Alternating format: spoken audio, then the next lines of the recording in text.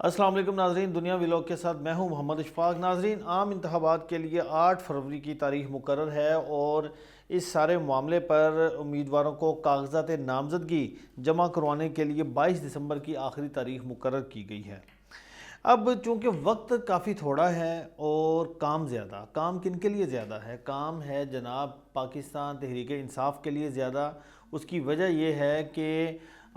پاکستان تحریک انصاف کہ جو ان کی تقریباً آلموسٹ ان کی ساری جو قیادت ہے وہ جیلوں میں ہے، اور ان کو جیلوں میں ایک تو کاغذات نامزدگی پر دستخط کروانے کے لیے ان کو کافی دشواری کا سامنا ہے، اور دوسرا انہی جو کینڈیڈیٹ ہیں جو جیلوں میں موجود ہیں ان کے خلاف جتنے بھی کیسز ہیں ان کی تفصیلات کے حصول کے لیے بھی لاہور ہائی کورٹ میں درخواستوں کی بھرمار ہو چکی ہے۔ اور ساتھ ہی ساتھ ایک اور دلچسپ درخواست لاہور ہائی کورٹ میں آئی ہے، اور وہ بھی تحریک انصاف کی طرف سے ہی آئی ہے۔ بیرسٹر عمیر خان نیازی کی ہمشیرہ ہیں بیرسٹر اعلامیہ نیازی۔ عمیر نیازی صاحب کے حوالے سے تو آپ کو پتہ ہے کہ سپریم کورٹ کیا کہہ چکی ہے، تو اب ان کی ہمشیرہ نے یہ درخواست لاہور ہائی کورٹ میں دائر کی ہے، اور اس میں انہوں نے کہا ہے کہ تحریک انصاف کے امیدواروں سے کاغذات نامزدگی چھیننے جا رہے ہیں، اور اس ایسے واقعات میں جیسے جیسے وقت گزر رہا ہے اضافہ ہو رہا ہے، اور ان کو روکا جائے اور پی ٹی آئی کے کارکنوں کو ہراساں کرنے سے بھی روکا جائے۔ ایک تو یہ کیس تھا۔ اس کے علاوہ تحریک انصاف کے سرگرم جو ان کے رہنما ہیں حسان نیازی صاحب، وکیل بھی ہیں، اور ان کی جانب سے ایک درخواست آئی ہے کیونکہ ان کا ٹرائل ملٹری کورٹس میں چل رہا ہے، تو ان کی جانب سے ایک اور درخواست آئی ہے کہ ان کے کاغذات نامزدگی پر دستخط کروانے کا حکم دیا جائے، جو فری کین جو ہیں پنجاب حکومت، فیڈرل گورنمنٹ، الیکشن کمیشن، ان کو کہا جائے۔ یہ سارے کیسز جو ہیں تقریباً آلموسٹ آج لاہور ہائی کورٹ کے جسٹس علی باقر نجفی صاحب نے سنے ہیں، اور آپ کو پتہ ہے کہ جسٹس نجفی صاحب رات گئے تک کیسز کی سماعت کرتے ہیں، فیصلے لکھتے ہیں، اور آج جب یہ کیس کی سماعت شروع ہوئی تو جو بیرسٹر اعلامیہ نیازی ہیں ان کی جانب سے ابو ذر سلمان خان نیازی ایڈوکیٹ عدالت میں آئے، اور انہوں نے عدالت میں یہ کہا، سب سے پہلے تو جسٹس نجفی صاحب نے کہا کہ بتائیں کونسل کہ آپ کی پریئر کیا ہے پٹیشن میں؟ تو ابو ذر سلمان خان نیازی نے کہا کہ میری پریئر یہ ہے کہ بیرسٹر عمیر خان نیازی کے کاغذات نامزدگی چھین لیے گئے ہیں، اور جس پولیس والے نے کاغذات نامزدگی چھینے وہ آر او کے پاس بیٹھے ہوتے ہیں، تو ہمارے ساتھ یہ کوئی اس طرح کا مذاق چل رہا ہے اور ٹائم کم ہے۔ یہ بات سن کر جسٹس علی باقر نجفی صاحب حیران ہوئے، انہوں نے تشویش کا اظہار کیا، انہوں نے فوری کہا کہ لا آفیسر کدھر ہیں؟ تو پنجاب حکومت کے وکیل روسٹرم پر آ گئے، اور انہوں نے کہا کہ معزز جج جسٹس نجفی صاحب نے کہا کہ یہ بتائیں یہ کیا مذاق کر رہے ہیں؟ الیکشن سر پر ہیں، اور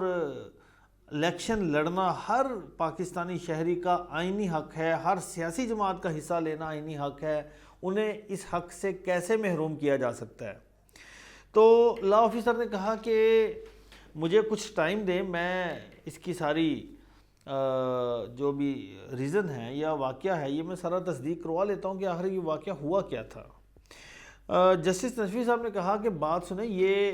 صرف آپ نے رپورٹ نہیں لینی، آپ ڈی پی او میاں والی سے اس کی ایکسپلینیشن بھی لیں کہ ان کے ضلع میں ایسا کیوں ہو رہا ہے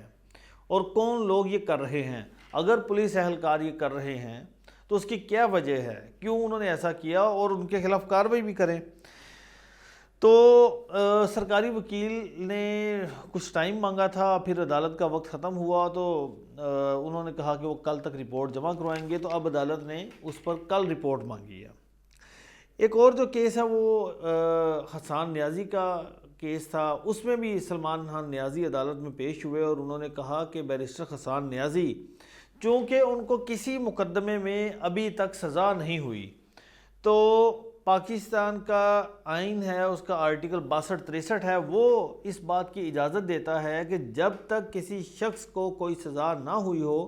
تو وہ الیکشن لڑ سکتا ہے۔ تو ہمیں جو بیرسٹر حسان نیازی ہیں ان کے کاغذات نامزدگی پر دستخط کروانے کی اجازت نہیں مل رہی، تو آپ عدالت حکم کرے جو فریقین ہیں کہ وہ کاغذات نامزدگی پر دستخط کا حکم دے اور ان کو اجازت بھی دی جائے۔ اس پر جسٹس نجفی صاحب نے کہا کہ کیا حسان نیازی کا ٹرائل کہاں پر چل رہا ہے؟ انہوں نے کہا ملٹری کورٹس میں چل رہا ہے۔ جسٹس نجفی نے کہا کہ کیا پاک فوج قومی سلامتی کے اداروں پر اگر ان کے خلاف ایسے کیسز ہیں حسان نیازی کے خلاف، تو کیا ایسا شخص بھی الیکشن لڑ سکتا ہے؟ اس موقع پر ابو ذر سلمان خان نیازی نے آئین کا آرٹیکل 62 اور 63 پڑھا اور انہوں نے کہا کہ بالکل، چونکہ ابھی ان پر الزام ہے، ابھی ان کا ٹرائل ملٹری کورٹس میں چل رہا ہے، تو ابھی الزام ہے، لہٰذا وہ کوئی بھی شخص ایسا ہے جو بھی جیل میں موجود ہے وہ الیکشن لڑ سکتا ہے۔ اس پر سرکاری وکیل نے اس درخواست کی مخالفت کی اور کہا کہ یہاں پر صورتحال ڈیفرنٹ ہے، یہ سنگین نوعیت کا مقدمہ ہے اور اس کی انٹرپریٹیشن بہت ضروری ہے کہ کیا جو سنگین نوعیت کے مقدمات ہیں جنہوں نے قومی سلامتی کے اداروں پر حملے کیے، عالمی تنصیبات پر حملہ کیا، تو کیا ایسے شخص کو جو کہ ملکی سلامتی کے خلاف کام کر رہے ہیں، تو کیا ایسے شخص کو الیکشن لڑنے کی اجازت دی جا سکتی ہے؟ تو اس پر عدالت نے کہا کہ یہ ایک اہم نقطہ ہے، آپ اس معاملے پر عدالت کی معاونت کریں، تفصیلی رپورٹ عدالت کو دیں تاکہ عدالت اس کی انٹرپریٹیشن کرے اور عدالت اس پر اپنا فیصلہ کرے۔ عدالت نے کہا جب لا آفیسرز کو یہ آرڈر کیا تو ابو ذر سلمان خان نیازی نے کہا کہ میرے خیال میں تو آئین یہ کہتا ہے کہ الیکشن لڑ سکتے ہیں۔ تو جسٹس نجفی صاحب نے مسکراتے ہوئے کہا کہ سلمان نیازی صاحب، لگتا ہے کہ آپ اپنے اس کلائنٹ پر بھی توہین عدالت لگانا چاہتے ہیں سپریم کورٹ سے۔ ناظرین، آپ کو یاد ہوگا کہ عمیر خان نیازی نے یہ کیس فائل کیا تھا بطور ایڈیشنل سیکرٹری پاکستان تحریک انصاف کہ انہوں نے جوڈیشل افسران ان کو عدلیہ سے چاہیے تھے جو کہ الیکشن کروائیں، تو اس معاملے پر سپریم کورٹ نے کافی برہمی کا اظہار کیا عمیر خان نیازی پر، یہ کہا کہ آپ نے جمہوریت کی راہ میں رکاوٹ ڈالی تھی۔ تو یہ وہ اس کا ایک بیک گراؤنڈ تھا جو کہ ریمارکس دیے جسٹس نجفی صاحب نے کہ کیا آپ سپریم کورٹ سے دوبارہ کنٹیمپٹ لگوانا چاہتے ہیں، تو اس پر عدالت میں زوردار کہکا لگا۔ بہرحال عدالت نے اس معاملے پر بھی کل ہی سرکاری وکیل نے کچھ ٹائم مانگا تھا تو عدالت نے کہا کہ اس سے زیادہ ٹائم نہیں مل سکتا، کل آپ ہر صورت اس کا جواب لے کر آئیں تو تاکہ عدالت اس پر فیصلہ کرے۔ یہ ناظرین دو اہم کیس تھے، اور اس کے علاوہ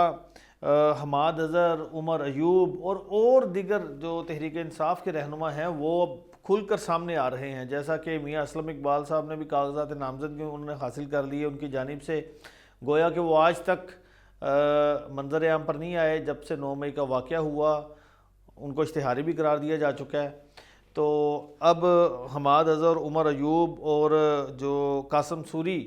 ان سمیت درجنوں درخواستیں ایسی آئی ہیں لاہور ہائی کورٹ میں جن میں وہ مقدمات کی تفصیلات مانگ رہے ہیں، کیونکہ وہ جب نومینیشن پیپر جمع کروائیں گے، اگر مقدمات وہاں سے زیادہ نکل آئے تو وہ اس بنیاد کے اوپر